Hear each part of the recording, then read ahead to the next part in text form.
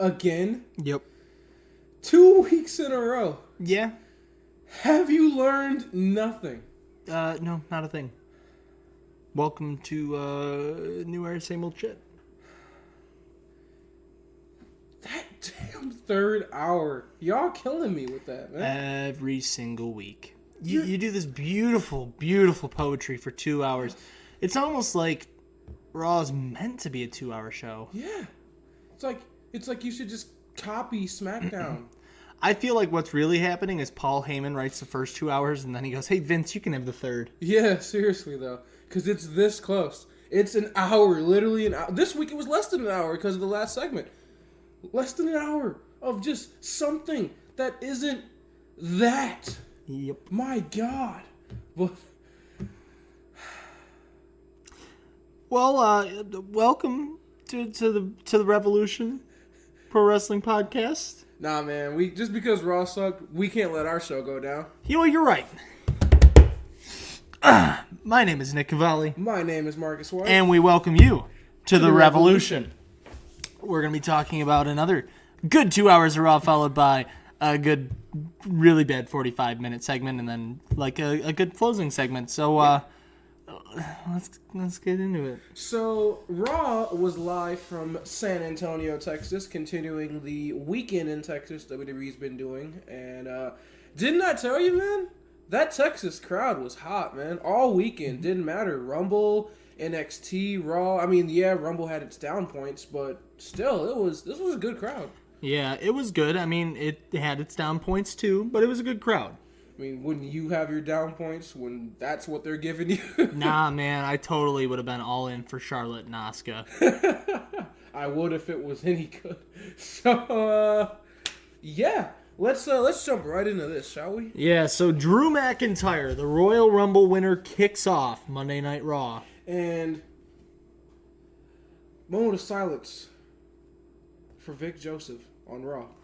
Man, look, okay, so this one hit me hard, because y'all know I like Vic Joseph. Yes.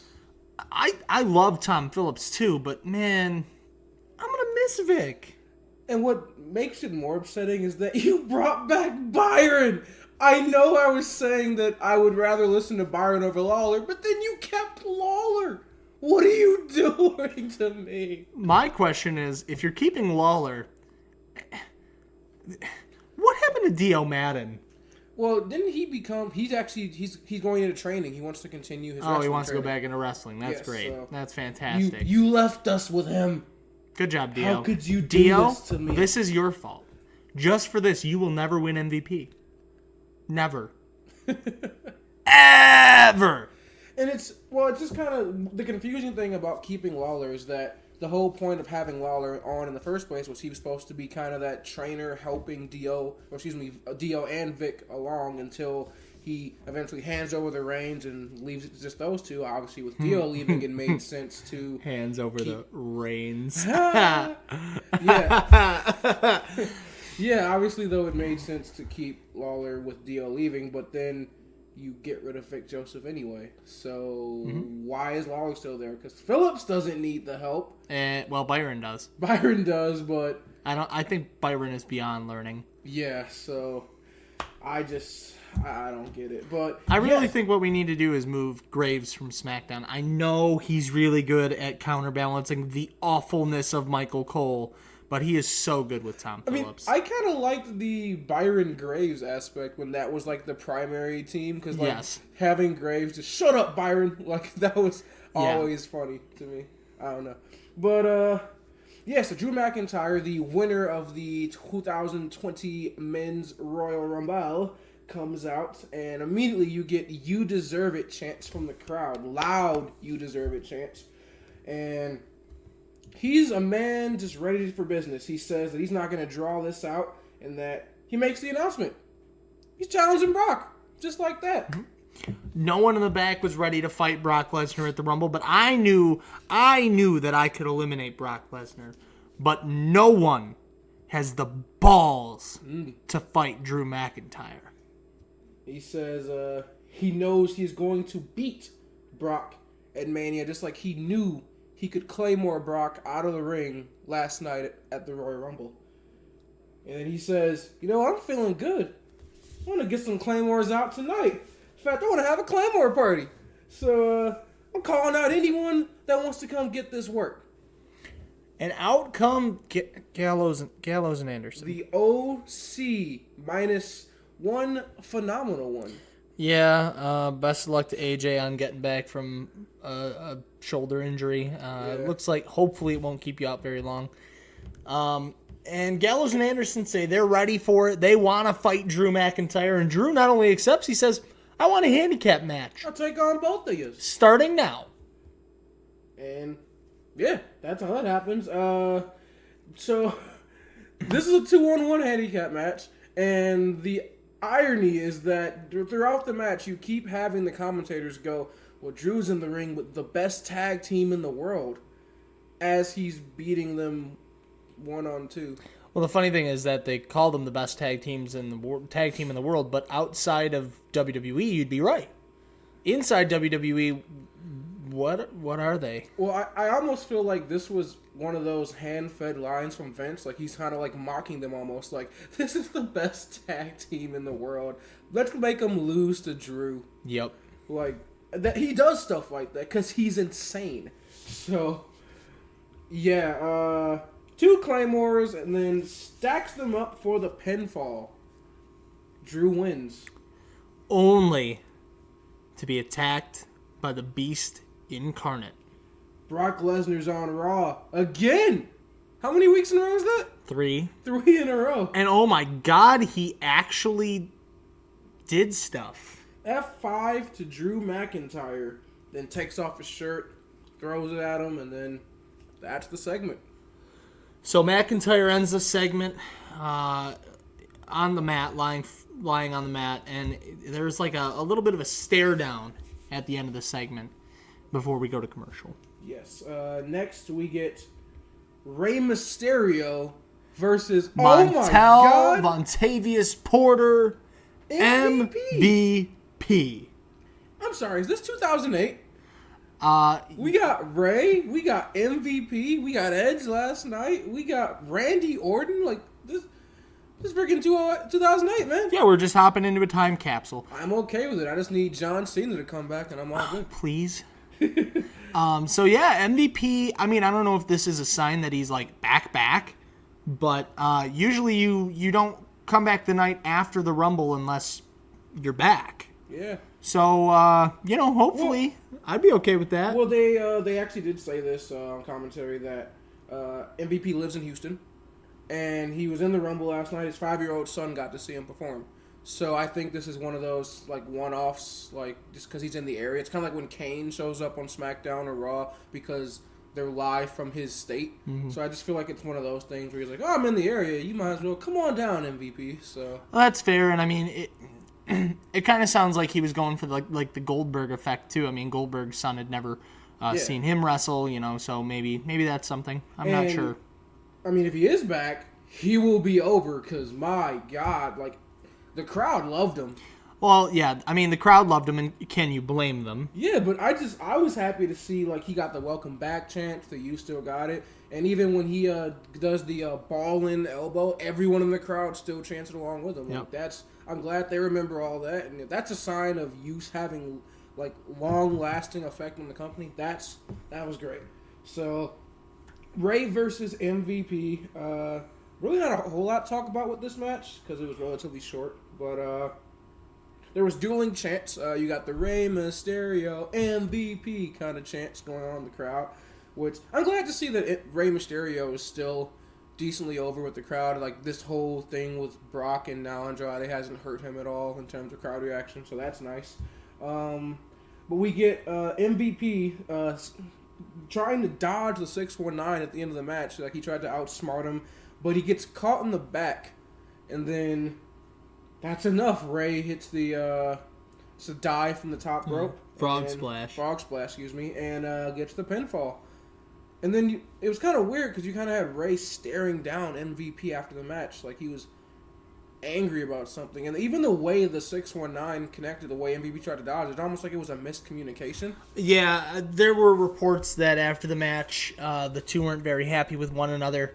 and that possibly MVP's somewhat poor conditioning compared to the past caused the miscommunication, caused a bit of a botch on the move. I think it went well, and quite frankly, if the stare down is maybe leading towards a rivalry, I'm game. I know, MVP looked great to me. I know he hasn't, even though it's not one of those things where he just hasn't been doing anything for years, but he hadn't been at least in a company for a little bit after leaving TNA and then not really doing much on the indie scene. So I think it's been at least about a year or two. Well, he was visibly breathing hard by the end of the match, so a lot of people are led to believe that perhaps that was the issue between Ray and MVP, something along the lines of a botched finish. Yes, so whether he was here for one night or here for the remainder of the year, it's always good to see MVP back. Thankful you did something unlike that, what was it, the 1000th Raw or something a couple years ago? When he was just playing poker in the back. Yeah, and did nothing. That was great. And then we get, go ahead. Do I have to? Oh, yeah, man. Aleister Black versus... Let's go, Jobber. Let's go, Jobber. Kenneth Johnson. Black wins. It hits a devastating Black mass, and then Black addresses that Buddy Murphy eliminated him from the Royal Rumble and that he will get his revenge. So the promo Aleister cuts after the match was at least worth something. He said he owns his loss in the Rumble. He doesn't blame Murphy and the rest of the disciples. And he says that he made a mistake these last couple months. At least it feels like a year, but apparently it's a couple months, of waiting for people to pick a fight with him. He sits down, and the lights go off. He says, no longer. Now, I'm going to bring the fight to the locker room.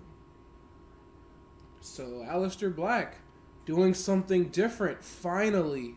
It's kind of about time, to be honest. I mean, I've always loved Aleister, and he's great when he's on TV, but it feels like he's not been on TV enough. Yeah, and what I always liked about the Aleister Black gimmick, too, is that he's never been, super face, super heel. It's just kind of like that, in between character. And maybe this is him leaning more into the dark side, a little bit, Maybe he's just going to start attacking people, bringing out fights. I mean, I'd like to see that. I don't know. It works for me. We'll see. It sounds like they're trying to align him with Joe and KO for some kind of angle. I guess that'd be cool. I really just want him to do his own thing. But we'll see. But speaking of that whole angle, it's going to be Seth and Buddy Murphy versus KO and Joe for the Tag Team Championships. And Seth and Buddy come out, and Seth's feeling pretty good. He's obviously a little disappointed about losing the Rumble. Says he was so close, but it is what it is. He lost to the eventual winner, Drew McIntyre. And he says to Drew, enjoy it while it lasts, because those fans turn on you like that, as we've seen from experience. Yeah. So he wants to focus on the positives, no more about the negatives. The positive is that he eliminated KO and Joe, which means they will not be going on to main event WrestleMania this year. Another positive, Buddy Murphy, because him and Murphy beat the Viking Raiders last week to win the Tag Team Championships. So because he's feeling so good, he's like, you know what? Joe, Kevin Owens, come on out. Let's go. Let's get it started. And here comes Kevin Owens and Samoa Joe, but they suspect something's wrong here. So Kevin Owens, first when he gets out, says, you still talk too much, Seth. And calls him a jackass and says that he sucks. And then Joe says, oh, look at you, Seth. You got your big boy britches on, huh? You've been dodging this fight for weeks, and all of a sudden now you wanna fight us? What gives? What's the problem there? He asks, where is the authors of pain? Seth goes, oh, I knew you would ask this question. I thought ahead, so I put AOP in the back in the locker room, and just so you believe me, I got a camera, and up on the screen you see AOP chilling. They even say some words, and then they go, oh, Joe goes, it's not like, we work in a company, in a business where there's cameras everywhere that can record things, right? So this isn't live. And Seth goes, are you calling me a liar? Because you can call me a lot of things, but I'm not a liar. Look, I'll even get him back up there. He says, hi, AOP, and they respond, this is live, I'm telling you. And he goes, okay, I'm glad it's live, because now we don't have to look anymore. And then AOP gets attacked by the Viking Raiders, outsmarted by Samoa Joe and Kevin Owens. Now, this is one thing that I'm really happy to see out of this whole angle. The baby faces didn't look just absolutely stupid. Well, when you've got Kevin Owens and Samoa Joe, I mean, yeah, two of the smartest people in the company. Yeah, they did not look outsmarted. They didn't look stupid the way that your traditional baby face would. They weren't like, oh, where's AOP? Like, no, like they actually went out and they were like, we know you've got AOP hiding somewhere, so we're gonna look for him. And yeah, that was very creative. Mm-hmm. I appreciated that. And then as soon as Viking Raiders attack AOP, Samoa Joe and Kevin Owens rush the ring, and that's how that match starts. But it's not gonna be long because Samoa Joe has to leave the match due to injury. He goes for a tope on Buddy Murphy, but he injures himself. I believe it was, like a concussion type protocol deal? Yeah. And the medical staff says he has to go to the back, so he's no longer cleared to compete in that match. So now it's 1-on-2, Kevin Owens versus Seth Rollins and Buddy Murphy. And he looks absolutely strong as hell in this match. Yes, he does. Now, yeah, the champs do narrowly escape with this one. Absolutely. But Joe getting injured, I believe this is kayfabe, injured, and then Rollins, Murphy, and Owens, the angle makes everybody look strong, everybody looked really powerful, and everybody looked like everybody played their part in the storyline, and that's the kind of thing that you want to see from the match. Yeah, Kevin Owens getting multiple near falls and, just basically destroying both of them by himself. Like, that was great for Kevin Owens and his stock. So, good match. Kevin Owens would, though, lose just because of the numbers game. So, I'm interested to see where they go with this angle. But now we get into kind of the weird part of the night. If you didn't see the news, Andrade after Raw was suspended for 30 days. He's hit with the first violation of the wellness policy. So, Drugas. This seemed like WWE writing Andrade off TV. Well, I mean, it is. The thing is, I mean, reports had leaked that Andrade was going to be receiving a 30-day wellness policy violation. So then to turn around and injure him, spoilers, I know, to injure him, it's just writing him off of TV. So rather than going with a title change and giving the title to Humberto Carrillo, you're going to go with Andrade for 30 days that he can't even compete. Yeah, I didn't like the just not changing the title. I mean, I guess maybe they don't trust Humberto yet. Well, yeah, but I mean, this is just me. Someone violates a wellness policy in my company, they lose their title. Oh, absolutely. Yeah. Like, I don't care who they are. Roman Reigns, when he violated the wellness policy, we saw what happened with him. Yeah. He was in the doghouse for months. Yeah, I don't get... No pun intended. I don't get why Andrade was allowed to keep the title. Maybe that was Paul Heyman's doing. It might be, and I would assume it's part of a much larger scheme. Mm-hmm. But we do see, so it was a good match. I'll give it that. They didn't just have Humberto squash Andrade, or they didn't have Andrade look weak or anything like that. It was still a very competitive match, back and forth. Your champion still looks very strong. The challenger still looked very strong. It was just, I don't know. I would have preferred you take the title off Andrade, but before instead of just having Humberto snap. I mean, I actually did like the snap, though. I'll get more into that. But before we break this match down, we get a backstage segment with Charlie and Becky Lynch. So Becky says that she's in a different league than all these other blokes, and that she no longer doubts herself. That if Charlotte challenges her, it won't be the first time, but it's going to be the last. And then turns around to show off the new GOAT jacket. So, she's calling herself the GOAT now. Of course. I don't know if I agree with that. Nope. No. Not at all. You're not even the best female wrestler. Yeah, so. no. I love you, Becky, but I mean, I appreciate the attitude. I mean, that's what you got to have, but I mean, look, it worked for Jericho. Yeah. The difference is you could argue he's the GOAT. Yeah. You could argue it. You could argue it. You lose, but you could argue it. But now let's break down this match. So Humberto comes out to not much reaction, really. And he rushes Andrade out the gate. And you even have Lawler kind of talk about how this wasn't a smart strategy. It works for a minute or two, but then Andrade obviously regains control. He's got the strength advantage on Humberto. We see a dive over the ropes from Humberto. And then we get this weird pinfall from Andrade to Humberto, where Humberto has to use his head to bridge out of the pinfall. That was kind of a cool spot. It really showed off the athleticism of Humberto to be able to get out of that just using his head. I thought Absolutely. That was really cool. But then he immediately gets powerbombed into the corner, followed by Humberto hitting a rolling moonsault. Later on in the match, we see a moonsault from the top rope. And it looks like Andrade is about to lose the U.S. title. I thought that was it. But then Zelina Vega breaks up the pinfall.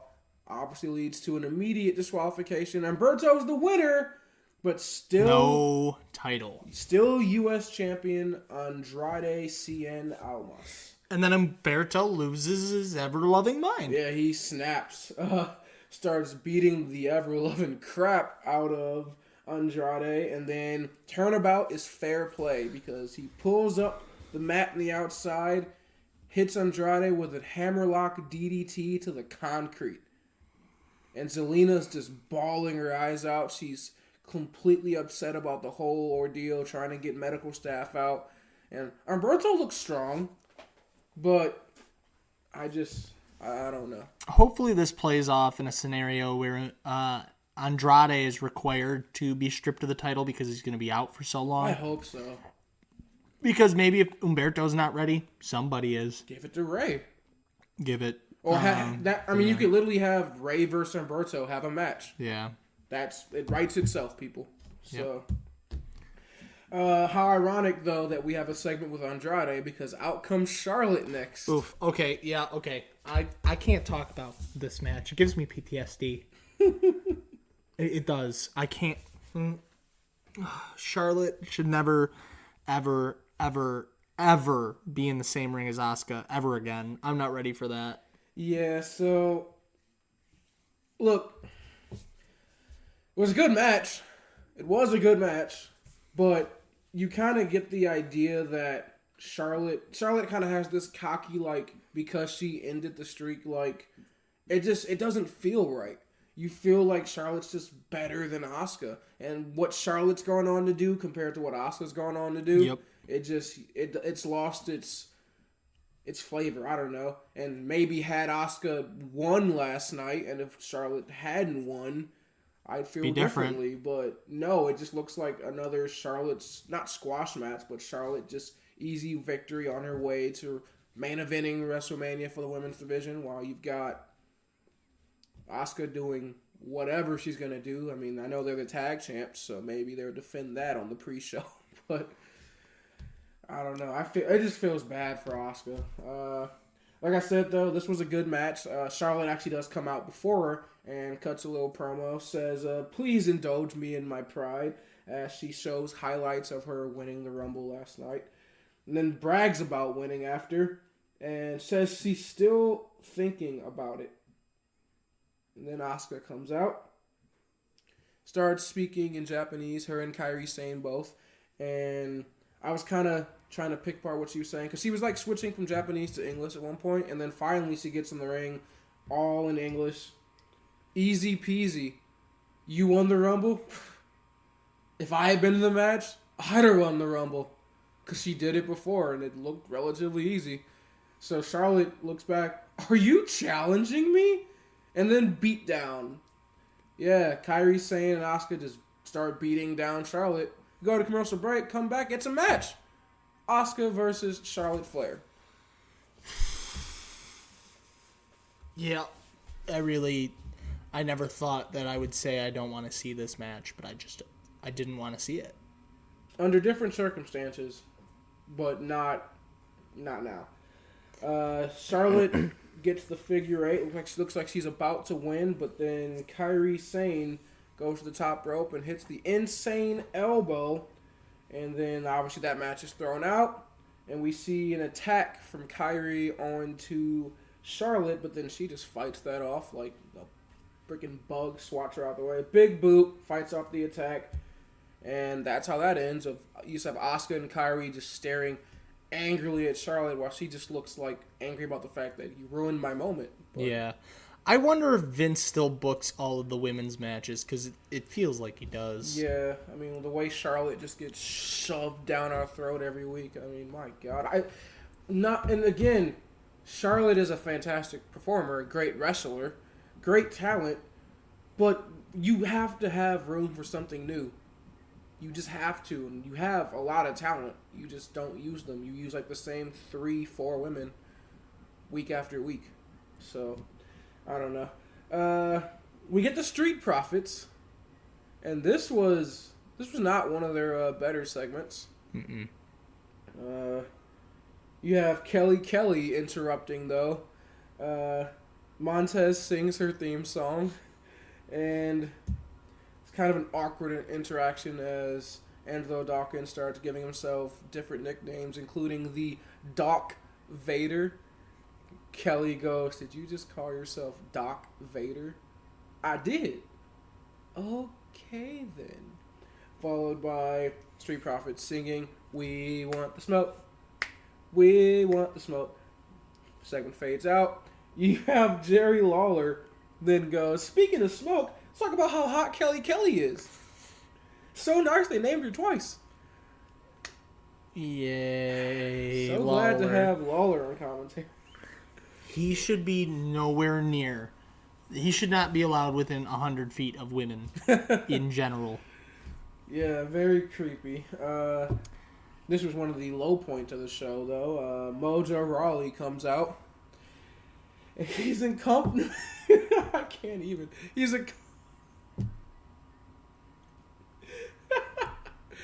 joined to the ring by his offensive lineman, Riddick Moss. Okay. And just like an offensive lineman, he's going to protect my blind side. Yes, Mojo says the 24/7 title is going to be defended in a ring? What?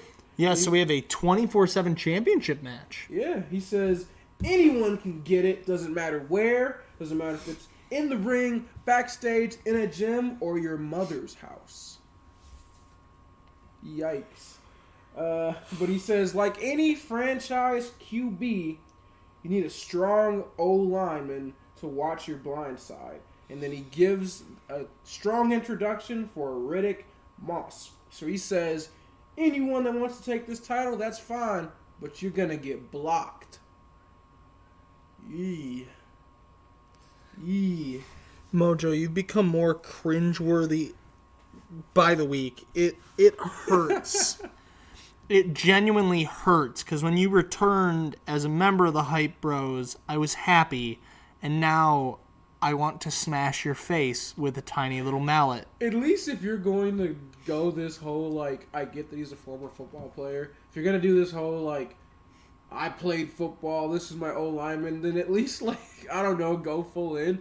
have the man come out in like football gear or something. Like have his O lineman like wear a helmet or something and like a big like jersey. Like have fun with it. It's goofy. It's stupid. So at least have fun. It's a 24/7 title. It should be goofy and stupid. Exactly. And then we get his challenger. More cringe. Yay. No way, Jose. No way, Jose. No way, Jose. No way, Jose. Yeah, so in comes No Way Jose. He's got the conga line dancing around the ring. Feels bad, man, for No Way. You were something, at least, on NXT, like most people are. But they just slapped you with the gimmick from, what even is his name? Oh, God. I almost said I know who you're Fandango, thinking of. but it's not Fandango. Oh my God, what's his name? It doesn't matter because it was bad with him and it's bad with No Way Jose. Long-haired white guy who was in the Social Outcasts. Yeah, what was Adam Rose. Yeah, that one. Yeah. He's just the new Adam Rose gimmick. Yep. So, and just like Adam Rose, big ball of cringe, and I don't care. So, he loses, as he should, as we expected. In fact, I even have in my notes that No Way Jose's entrance was longer than the match. Yep. But then, soon as the match is over, the clown from the conga line, a member of the conga line, and wins the 24/7 title. Some job you're doing, Riddick Moss, as an O lineman. But the O lineman gets in the way of the man attempting to escape with the title, and it is R-Truth. He's won it again. Oh my goodness. Yeah, he walks right into the O lineman, does a little dance, and then Mojo immediately wins it back. Yeah. Hey, Truth got it back for a minute. For a second, that's like what, his 20th? Like, I have no idea. No one knows anymore. We've all lost count. But I mean, you're supposed to be watching his blind side, and then you let a freaking clown immediately roll him up after some job you're doing. The gimmick's already dead. Like, it's just stupid. Yep, you're done. So, and then, continuing the awful third hour, Liv Morgan versus Lana. You didn't love this match? I love the result, at least. You know, I did not like the match really either, but I did like to see Liv Morgan just snap, be extremely aggressive. I like the fact that you didn't have an actual trained pro wrestler lose to someone who's only been in the business for like a year. Mm-hmm. Like, my God, please. If any other result had happened, I would have like cut Raw off immediately because, I mean, I get that you love Lana and you're trying to like push her down all our throats, but come on. And thankfully, you did the right decision. Liv Morgan picks up the victory. She actually hits a flatliner from the ropes to pick up the victory. I did like how Lana was talking kind of crap throughout the whole match. Mm-hmm. She smacked Liv Morgan at the beginning, called herself the best in the world, and said that Liv sucks and she's not on her level. But I mean, apparently she is because she beat you. So thankful for that. And then another awful match in this third hour. You don't want to see a second jobber? No. Eric Rowan versus local jobber. Brandon Weiss was his name, and losing in under 30 seconds is his game because that is exactly what happened in this match. Iron Claw Slam, baby. Yes, sir. We didn't even get any interaction with the pet. With the pet, no. This was this whole pet thing has to resolve at some point, right? Or they'll just write it off TV and pretend it would never happen like they normally do. Like either that or like, I don't know, say that it's not a pet. He just has like a needle in the cage and he's just stabbing himself in the hand. He's just insane. Would that shock you? No, I would prefer that over like him abusing some animal like every week in and week out. Stupid. And then, thankfully, to save the third hour, the rated R Superstar Edge is back on Monday Night Raw. And the crowd, again, just biggest pop of the night. 2 nights in a row. Of course. And Edge is very emotional. He comes out, he's high-fiving the announcers. It's great. But you even see at the beginning, we got like a modified yes chant. It's up there going, Edge, Edge, Edge with the devil's horn. So that was kind of cool. He says that the reaction he's gotten, you have no idea what it means to him. Thanks the crowd. Immediately followed up by a "You still got it" chant. And he replies, "You damn right I do." And he addresses the elephant in the room. How is he here right now? Says that he refuses to live in a world of what ifs. That when he sees a what if, he immediately gets to work to get rid of that. He says over the years, he's been retired for 9 years, he says, I'm starting to feel pretty good. And then he asked himself, what if? What if I came back home? Welcome home chants from the crowd. He says, so like I do with all what ifs, I got to work. I got another neck surgery, his second, and I busted my ass. I'm in the best shape of my life at the age of 46. Also, I could end my career on my terms. Says at the Rumble yesterday, he saw some new faces. He saw some old. And he hopes to see all of them down the road soon. But he knows that this might not last long. He doesn't know how long he's got. But he hopes we all join him on this ride. Followed by his first yes chant. Thanks Dan O'Brien for that because he says it's freaking cool. Says, I know I'm older, but got one thing. That's grit. That if you knock me down, I'm going to get back up. Cue the Viper, Randy Orton. This is where the segment gets interesting for me because at the time, I'm thinking, how are these two going to interact with each other after the Rumble? Yes. After, Edge eliminates Orton. How are they going to react to one another? And it didn't take us very long to find out. No. Orton says, how would you guys feel about a rated RKO reunion? Resounding yes chants from the crowd. I love the first part of this segment. The hugs, the welcome home, man. Says that he's got a self-destructive personality. And more so when he was younger than now, but still. And says that when he would dig himself under a hole, Edge would pull him out. He just calls him a brother, says, your family, thank you. So good to have you back. And that the Kim we have is special. Like, I was feeling emotional, man. It was great. And as the crowd is chanting, yes, begging for the reunion, RKO. From out of nowhere to Edge. And then this is when things get uncomfortable. Like, I was, scared the whole time. Randy wraps a chair around Edge's neck, teases that he is going to break it. He even gets to the second rope. And then decides, not now. Not here.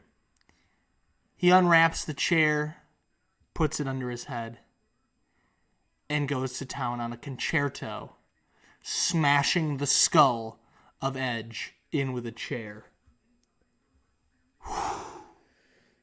Unprotected headshot in WWE. What? Well, it was, you saw, he just hit the chair to the chair, so. Yeah, but even WWE, one of the reasons WWE banned it was because they were afraid that, the little ones were going to pick up the idea. Well, yeah, the concerto got banned a long time ago, so. But there it was. There it was. Ouch. My favorite part of the second half of that segment was just Randy just getting up on the second rope, teasing, jumping from the second rope to the chair that Edge's head was just sitting inside, and then just going, he actually gets outside there. He goes to leave. Yeah. And then he just goes, you don't deserve that. Goes back in the ring, grabs the chair. Like, that was just the teasing, the mixed emotions. You see him, like, resting his head on edge. Like, he's truly torn up inside about what he's about to do. Well, and this, again, plays into the Viper and the fact that he doesn't know what he's going to do. He doesn't come out there with, like, a specified plan. And, you know, maybe we're playing into the whole voices in the head gimmick, too. Yeah, I was going to say, this reminded me more of when he first started with the voices in my head, when he said that he had anger management problems, and he was having the whole gimmick attacking the McMahon family with legacy. This is what this reminded me more of, the psychotic side of Randy Orton. Mm-hmm. So that's something definitely to look forward to, and Raw goes off the air with that spot. So, yeah, I mean, Raw ended on a good note. It had probably 70% of it was probably good. Yeah. And then there was the other 30% of that last hour, which yikers. Yeah. So, match of the night candidate. Match of the night, I've got as Kevin Owens and Samoa Joe versus Seth Rollins and Buddy Murphy. I thought the showcase for Kevin Owens was fantastic. It was a really good match. And, I mean, close second was the Drew match, but I really liked the Kevin Owens match. There wasn't a lot of great matches on this show, but this was the best one in my opinion. Well, I took the other handicap match. Okay. I took Drew versus the OC, even though I don't really like the OC getting buried the way that they have been. That was like 30 seconds. Yeah, it was definitely it was a good showing for Drew. It does what we need to do to build towards the Rumble, towards WrestleMania from the Rumble. Yeah. And your MVP for the night. This is your MVP? No. This is difficult because my MVP could be one of three people. It could be either Edge, because I just freaking love Edge. Could also have been Randy Orton. Could also be Kevin Owens.